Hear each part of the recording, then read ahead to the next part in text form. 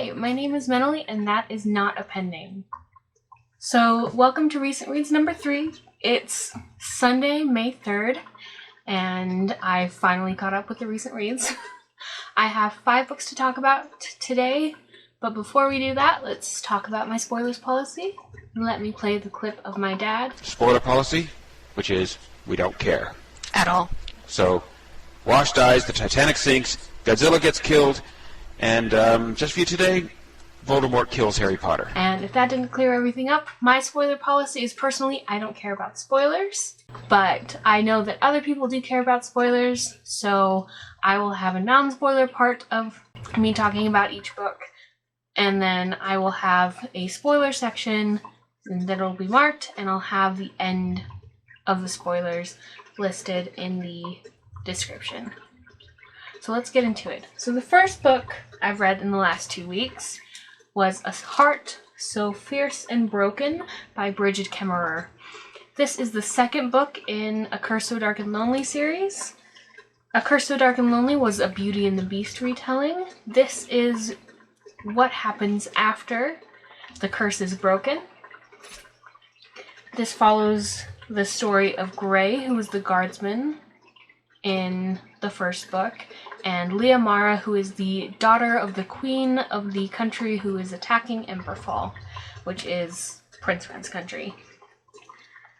So I gave this book 3 out of 5 stars on Goodreads. I really pushed myself through reading this. I read this for the Owls Readathon, and I really didn't enjoy reading it for most of the book. It was about 3/4 of the way through before I started actually wanting to read it, which was disappointing.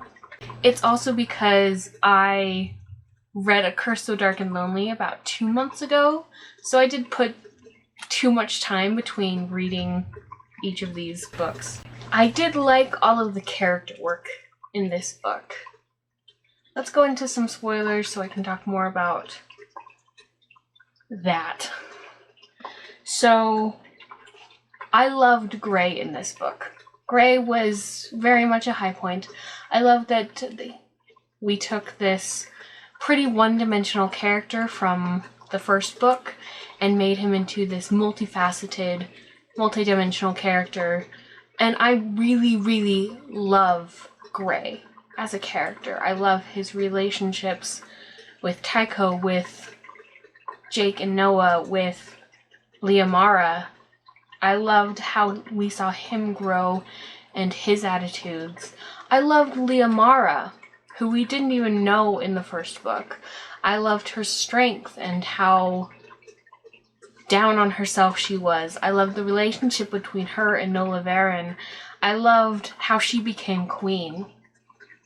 I loved Isaac. I really, really loved Isaac, and I need more of him.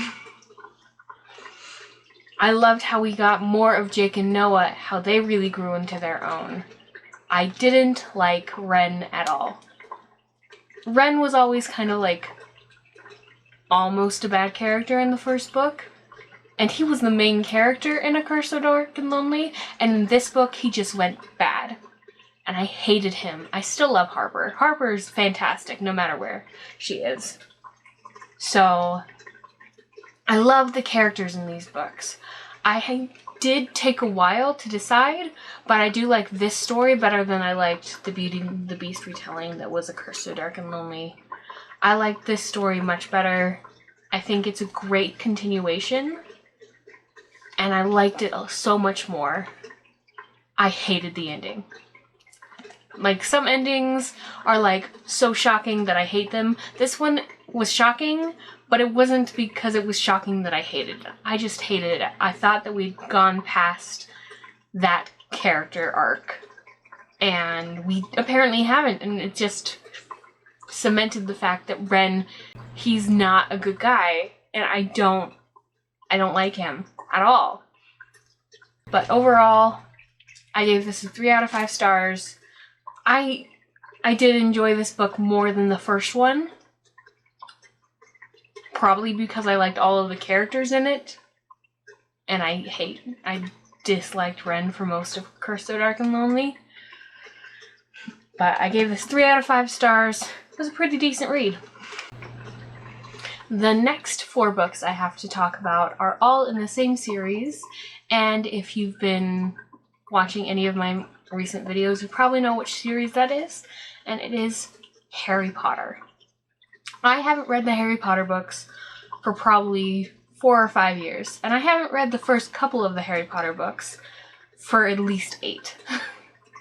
So I said I was going to read books 1 through 3 for the Owls Readathon, so I started rereading the series, and now I've read through the Goblet of Fire. I've actually started Order of the Phoenix, but this is talking about through the Goblet of Fire. So let's talk about the Harry Potter books. First, Sorcerer's Stone. I do have physical copies of these books, but I've lent them to my mother, so let's put the picture up. Sorcerer's Stone was such a great book to start after I finished A Heart So Fierce and Broken. Because A Heart So Fierce and Broken was such a slog to get through. I was forcing myself through that book, and I picked up Sorcerer's Stone, and I'm like, oh great, I only like this because of nostalgia, so it's not that great of a book, but it's gonna be fun because it's gonna be nostalgia. No. I picked up Sorcerer's Stone, and immediately I was enjoying myself. The story was enjoyable. The reading was enjoyable. The Harry Potter books, as a whole, are fantastically crafted. The world is full and amazing. The characters are well built and so different from each other. I love Harry, especially in this book where we first are introduced to Harry and we see how good of a person he is. I don't know if I should do spoilers or if I have to do spoilers, but let's do it anyway. This book made me really question why I love Snape. Quirrell being the bad guy was so shocking still. After an entire book of the kids and me thinking it has to be Snape because Snape's such a dick. And it being Quirrell. It's still so surprising. And I've read these books and I've watched these movies and I'm like, it's just great. It's great entertainment. I love watching Harry discover the magical world. I love watching Hermione, because Hermione was always my favorite character. I love seeing the friendship growing. I love seeing how they really play off each other. Especially like in the tasks at the end with Hermione knowing what it is, with Ron being so good at chess, with Harry being so brave. I love watching them start to grow in this magical world. I think that this book is a fantastic opening to the series. We are introduced to our main cast of characters. We are introduced to this world that J.K. Rowling works so hard on, obviously. And it's very much like coming home, picking up this book and rereading it again. Which I didn't know, I didn't expect. Because I haven't read these books in long enough that I was starting to be all judgmental. And I knew that I liked them when I was a kid, but I'm older now and I know more about things and I wouldn't like them as much. No, I liked it just as much as I did when I first read them when I was 7. Book number 2, Harry Potter and the Chamber of Secrets.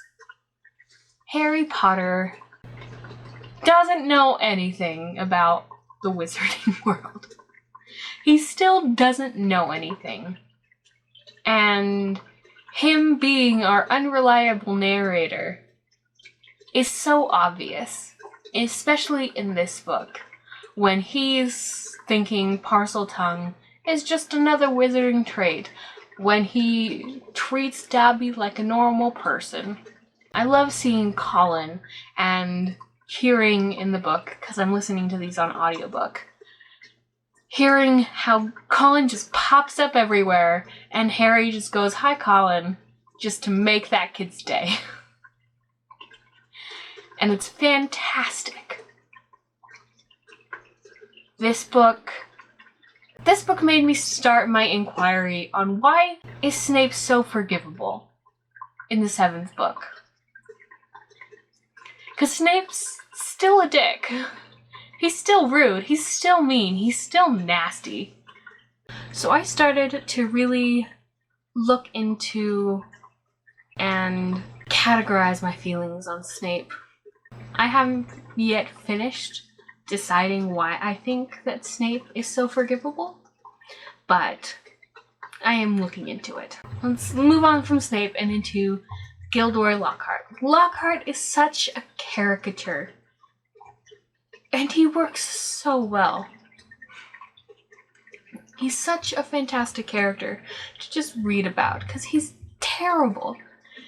And he's just terrible, and everyone knows it, except for him. Everyone hates him except for him.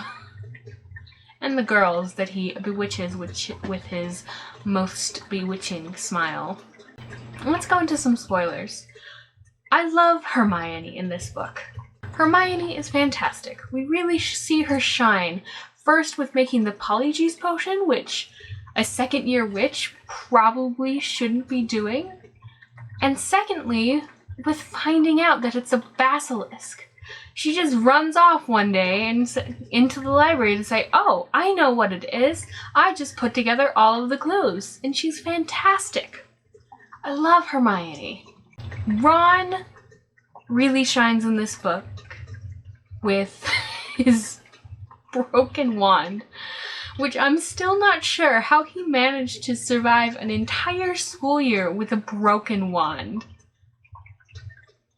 That's just crazy to me. And he shows how loyal he is, because he goes into the Forbidden Forest with Harry, following his greatest fear, because he cares so much about his friends. He cares so much about Hermione and Harry and Hagrid that he does it. Faces his greatest fear right like that. And it's fantastic. Harry is such a character. I love seeing his struggles with whether he's Gryffindor enough to be in Gryffindor. I loved that moment in Dumbledore's office when he's brought there because everyone thinks he's the heir to Slytherin, and he's opening the Chamber of Secrets, and he's so scared of being expelled, and Fox just dies. And he's just sitting there like, this day couldn't get any worse, and then the bird dies. And it's just peak humor for me. It's glorious. Dumbledore. I love Dumbledore because he's so calm and mysterious and just knowledgeable. He knows things. And he's so gentle about it. I love Ginny. How much Ginny really changes. How much offhanded lines we get. Ginny's really pale. Ginny's really affected because of Colin being in her level. It's so masterfully done.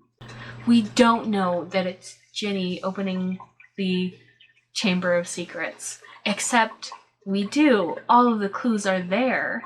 We just don't put them together. All in all, it's a great second book.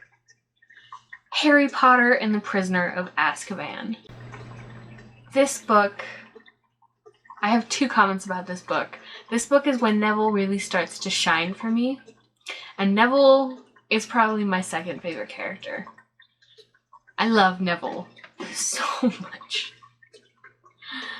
Neville really starts to shine because he's given a teacher who actually believes in him. and he can suddenly do things in Defense Against the Dark Arts. He's not great anywhere else, but like, even that one scene with the Boggart and Neville, and Snape literally saying, hey, Neville is a horrible wizard, and Lupin then going, we'll see about that. Neville, come up here and show the entire class how it's done.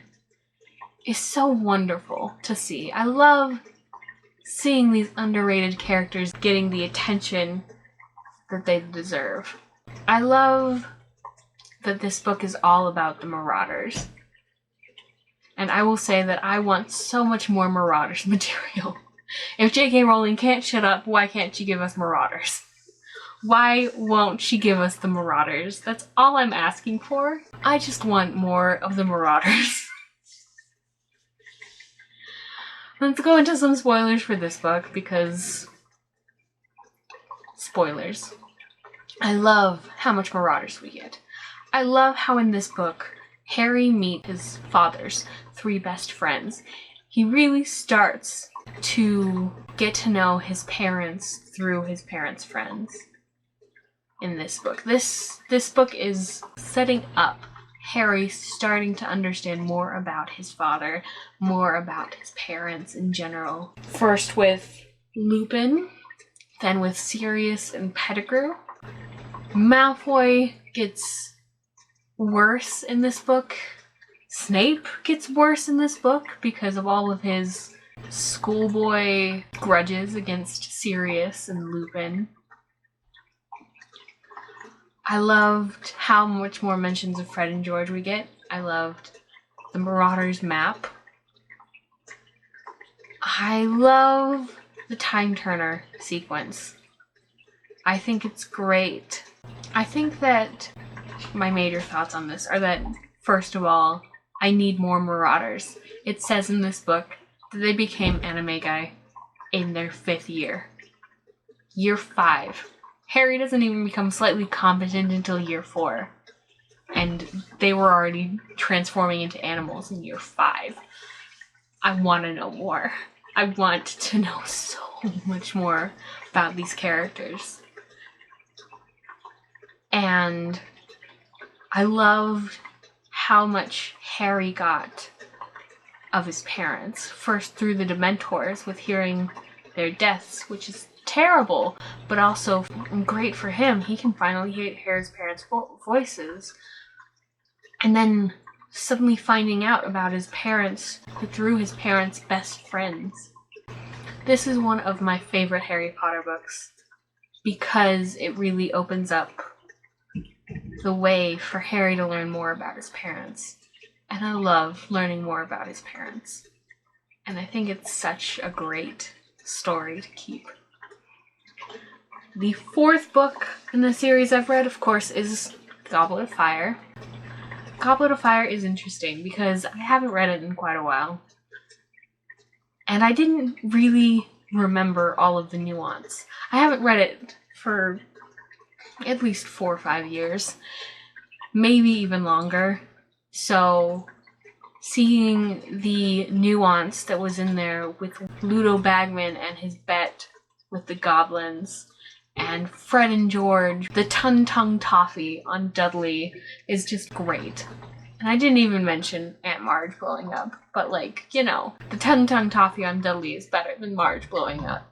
Harry being part of the Weasley family is such a great part of this series, because they're the family that he really deserves. And they're so disgusted with how he's treated by the Dursleys. With Arthur going, hey, he just said goodbye and you're gonna say nothing? When he comes to take Harry back to the Burrow. It's so great that they stand up for him like that. That he really gets a family from them. I love seeing more of Bill and Charlie. Let's go into spoilers for this book.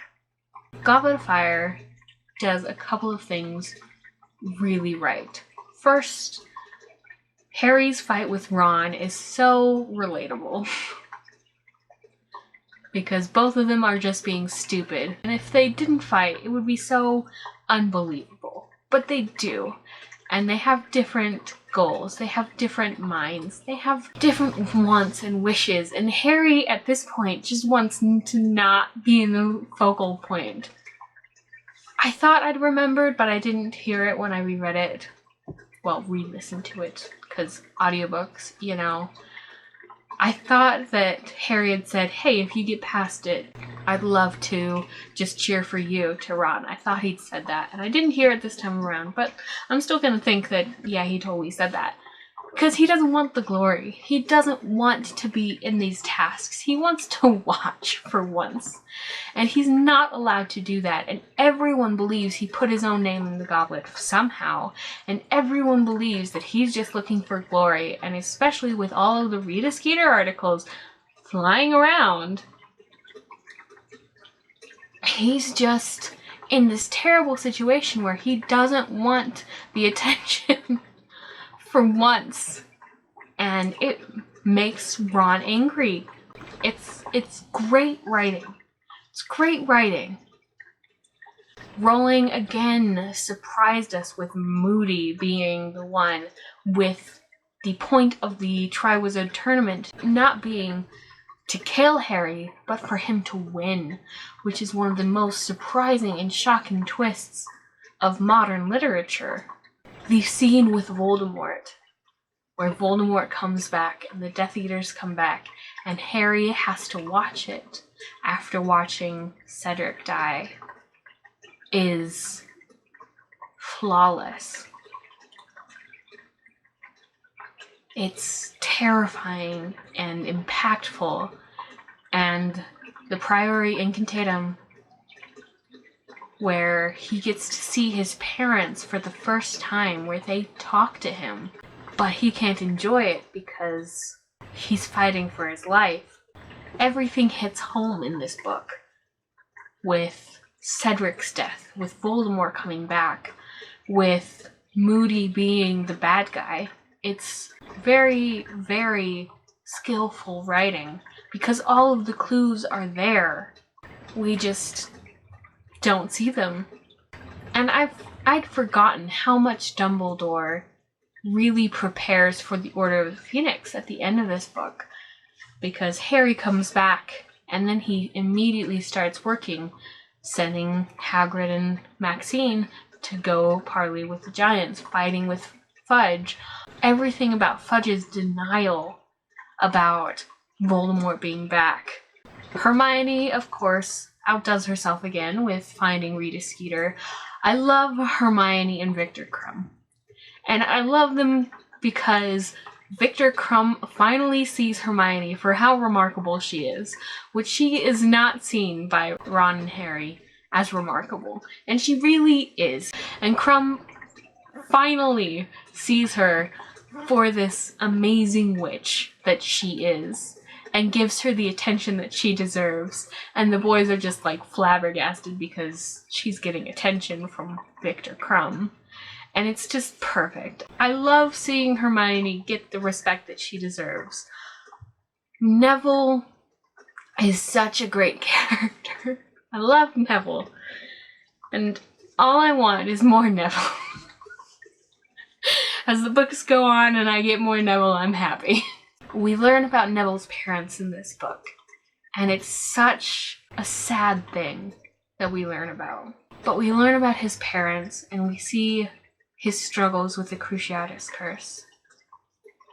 And it's such a small part of this book, but it's so impactful to him as a character, and it shows so much of him that it's beautiful. All in all, I'm super happy that I'm reading book number 5, because, you know, more Neville in my life. So those are the 5 books that I've read in the past 2 weeks.